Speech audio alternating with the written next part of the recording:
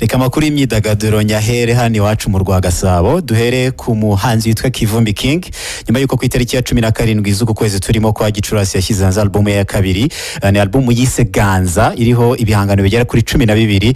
Byanakiriwe neza kuko ni album yo kumva, ni album umuntu ufasha akanya akayumva yumva ubuhanga bw'uyu musore, bivanga n'ubusizi rwose wumva hari uburyo asobekanya amagambo ukumvamo injyana. So uyu musore rero yatangaje ko iyi album agiye gutangira n'ubundi kuyimenyekanisha binyuze mu bitaramo afite ku mugabane w'Uburayi. Ku ikubitiro rero yahise atangaza aho azataramira mu kwezi kwa gatandatu ku itariki ya mbere, azaba ari mu gihugu cy'Ubufaransa ahitwa Lyon, hanyuma ku itariki 15 z'ukwezi kwa gatandatu azaba ari mu gihugu cy'Ubudage ahitwa Hanover, hanyuma ku itariki 29 z'ukwezi kwa gatandatu azaba ari muri Poland ahantu hitwa muri Warsaw.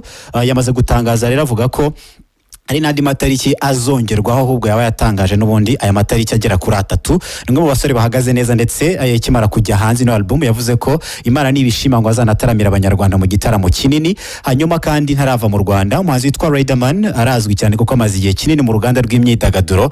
Yikojeje kuri Instagram ashyiraho ubutumwa bwakuriye amarangamutima ya benshi, no mu gihe n'ubundi u Rwanda ndetse n'abanyarwanda turi kwitegura amatora mu kwezi kwa 7, amatora mukuru w'igihugu ndetse n'abagize inteko nshinga amategeko.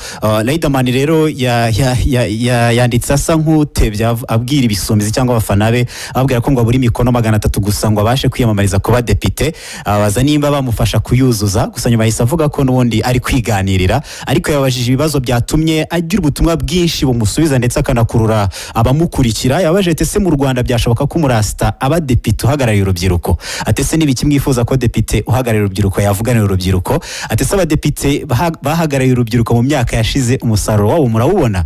Nizihe mpinduka urubyiruko rwifuza mu nteko ishinga amategeko? Ibi rero nibyo byakuriye amarangamutima ya benshi, bagaragaza ko rwose uwo mukono yaramutse awubasabye bamusinyira bakanamutera mu bitugu kuba yakwiyamamaza. Gusa yagaragaje ko n'ubundi yiganiriraga, nubwo bamwe bavuze bati nimba wujuje ibyangombwa rwose gerageza tuzagushyigikira. Uwo ni Riderman udakunda gukoresha imbuga nkoranyambaga cyane, ariko uyu munsi ni nacyo cyakuriye amarangamutima kuko yabaganirije. Hanyuma iyi mpeshyi haraza guca wambaye Xavera, kuko abahanzi batandukanye bari kugenda batangaza imishinga igiye kuza vuba aha ngaha. Uwitwa Element asanzwe ari umuproducer ariko akanyuzamo akanaririmba, yavuze ko nawe yitegura guha abakunzi b'umuziki we cyane ko bamukunze afite indirimbo nkeya. Yavuze ko urukundo bamugaragaje rwo rutuma adahagarara, ahita nabateguza indirimbo yitwa Milele igiye kuzajya hanze vuba aha ngaha. Igitumye abantu bayigira amatsiko si ikindi nuko hamaze iminsi havugwa byinshi cyane ku njyana ngo ya Afrogako, avuga ko ariho rwose muri iyo ndirimbo ye azahita agaragariza uwo mudiho w'ibikoresho by'umuziki nyarwanda ariko byivanze n'ibya kizungu bikabyara Afrogako. Hanyuma kandi Bruce Melody nawe mu kanya gato yashyize hanze amashusho matoya cyane y'indirimbo izajya hanze, ni indirimbo yitwa Soweto, izajya hanze iri no kuri album ye. Ni indirimbo bavuye gukora amashusho mu gihugu cya Nigeria. Abantu benshi rero bategereje iyi mizigo yose igiye kuzajya hanze. Hanyuma twigire kure cyane by'umwihariko muri Nigeria, uwitwa Burna Boy yatangaje ko yamaze kwinjira muri sinema. By'umwihariko yatangaje abamukurikira ko agiye gushyira hanze filime yise 3 Cold Dishes, izabivuga n'ubundi ngo kwicuruzwa ry'abana b'abakobwa. Ni filime yayobowe n'uwitwa Asaf Olsey, hanyuma uwitwa Burna Boy akaba ariwe unafite inshingano zo kuyobora n'ubundi umushinga wose. Burna Boy yanatangaje ko azacuruza iyi filime binyujije kuri sosiyete afatanyije na nyina umubyara bita Bose Ogulu, ni company yitwa Spaceship Films.